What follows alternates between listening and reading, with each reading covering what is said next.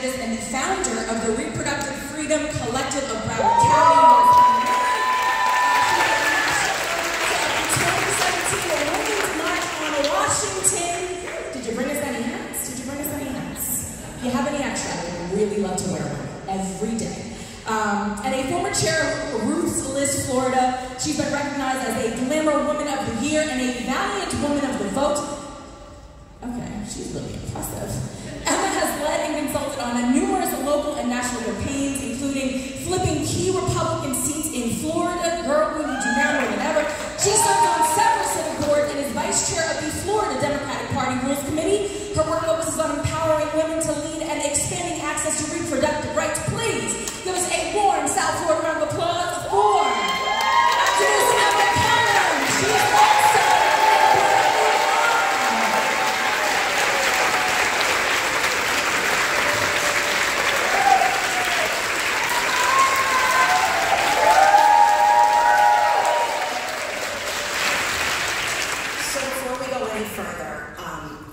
want us to stop and acknowledge Jen.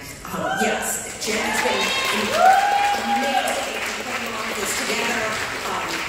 The calls, the texts, the time that she puts into this, none of this comes together without her and her incredible team and the incredible advocates that were mentioned before that are doing this. So just round of applause to you. These chairs may be empty, but the power is right here in front of us. So just remember that.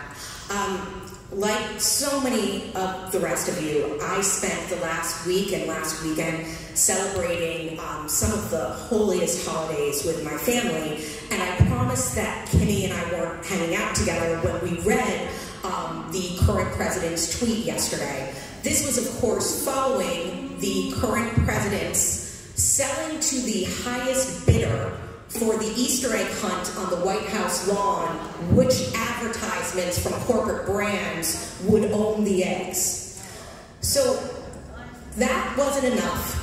He then put out his Easter message, and his Easter message was one filled with hate, vitriol, anger, and bullying. And this was geared towards attacking refugees, attacking immigrants, attacking the rule of law in our country.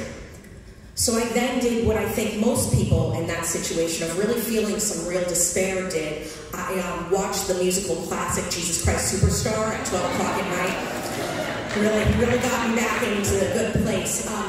But when I woke up this morning, you know, I thought to myself, as I read through his messages, as I read through his voice, his activism, and speaking out for those most oppressed amongst us. And I thought, gosh, what a comparison of two men with arguably the highest seats of power in the world.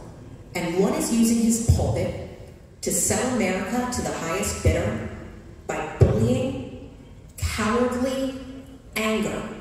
And the other was spreading the word of love. So as we emerge from the season of Passover and Easter, I've been giving some very serious thought that these holidays are rooted in liberation, in defiance. They're rooted in rebirth. And these are traditions of some of the oldest and most powerful forms of civil disobedience. Passover is the story of people who said no. They said no to oppression. They said no to being owned. It's a story of a mother who put her son in a basket and the sister who followed him to ensure he found a way home. It is a son returning home to a country that pushed him out and said, let the rest of my people go. Easter is the story of a man who upended the status quo. He did not suffer the hypocrites. He flipped literal tables. He gathered with the outcast, although I do have some questions about the posing of Mary Magdalene. I think that's some bullshit. I'm just going to say it now. But he was betrayed by the empire, and his resurrection, that's the ultimate form of resistance. It's a love that couldn't be buried. So regardless of your faith, regardless of what the stories I just told you mean to you, this is a reminder, folks, liberation is a holy act.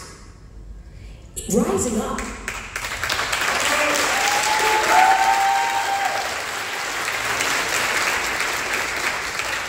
Rising up when it's hard, especially when it's hard.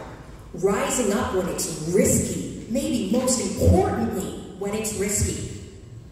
It's an act of faith, it's an act of defiance, but it's also an act of love.